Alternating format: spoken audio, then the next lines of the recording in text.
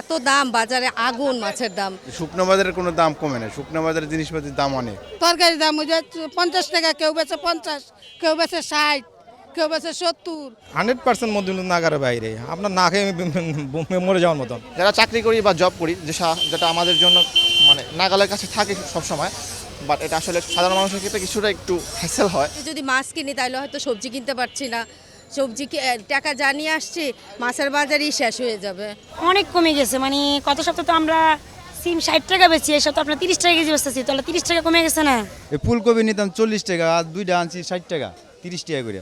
সোনালী আমরা 320 টাকা, গত সপ্তাহ থেকে আপনি 20-30 টাকা বাড়তি কেজিতে। কোনো গণতন্ত্র সরকার না আসে তাহলে মানুষ বাণিজ্য করে শান্তি পাইতেছে না। বাজারে লোকজন নাই, বেচাকেনি কম, খুবই কম। আগের সপ্তাহ থেকে এই সপ্তাহ মাছের দাম অনেক কম, আমদানি কম, মাছের দাম বেশি, অনেক দাম কম, সবজি মবজি সবকিছু দামই কমছে। হ্যাঁ, গত সপ্তাহের তুলনায় এই সপ্তাহে দাম কমের কারণ মানে সবকিছু বাইরে এসে না, সবজি টবজি মাছ টাছ এনাকে সিজন, এই জন্য আর কি দাম কম। কাঁচা বাজারে তরকারি মোটামুটি একটা রেঞ্জে আছে, কিন্তু শুকনো বাজারে জিনিসপাতির দাম কোনো কমে না, আরও বাড়ছে।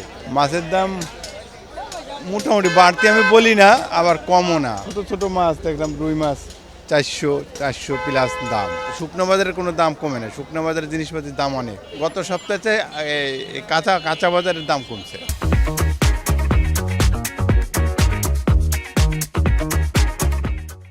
আশা করি যে একটু কমবে, যাতে সবার ক্ষেত্রে এটা আসলে সুবিধাজনক বা কাছাকাছি দামে চলে আসে।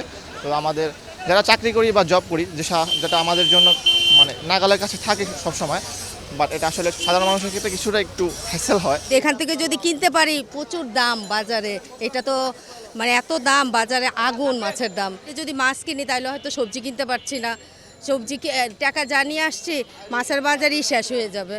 হাঁসের ডিমের ডজন হচ্ছে 240 টাকা, আর লাল ব্রয়লার আছে, লাল ব্রয়লারটা হচ্ছে 140 টাকা। কোয়েলের ডিম আছে, কোয়েলের ডিম হচ্ছে 45 টাকা ডজন। আর ব্রয়লার ফাস্ট প্রোডাকশন আছে, এটা হচ্ছে 120 টাকা, 110 টাকা এরকম বেচতেছে। তরকারির দাম ওই যে 50 টাকা, কেউ বেচে 50, কেউ বেচে 60, কেউ বেচে 70, 200 টাকা কেজি রসুন। বেশি তো কিনছি, কম কম করে খাওয়াম তো লাগবো। দাম তুলনামূলক একটু কমছে, ডিমের দামটা একটু কমছে আর কি। আগে ছিল 150 টাকা, এখন 140 টাকা। আর কাঁচা তরকারি সেমই, আগের মতোই আছে, কমেনি।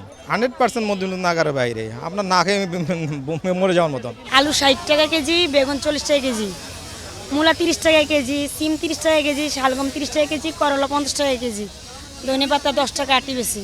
অনেক কমে গেছে, মানে কত সপ্তাহ তো আমরা সিম 60 টাকা বেচি, এই সপ্তাহ আপনার 30 টাকা কেজি বেচতেছি, তাহলে 30 টাকা কমে গেছে না?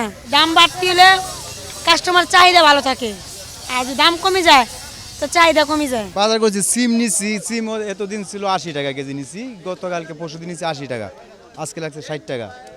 ওই শাক 15 টাকা 10 টাকা করে নিতাম, আজকে লাগছে 5 টাকা করে। মালা দাম একবারে এখন কমে গেছে, পানি হয়ে গেছে গা। এই ফুলকপি নিতাম 40 টাকা, আর দুইটা আনছি 60 টাকা, 30 টাকা করে। সব মালের দামই অনেক নিয়ন্ত্রণে আছে, একবারে কমই আছে মালের দাম।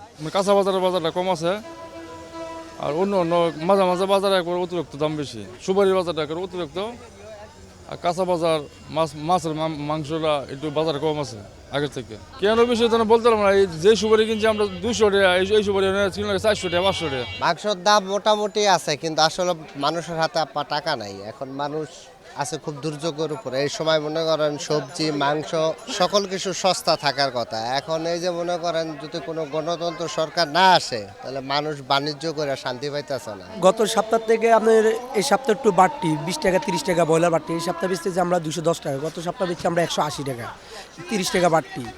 আর আপনার সোনালী আমরা 320 টাকা, গত সপ্তাহ থেকে আপনি 20-30 টাকা বাড়তি কেজি।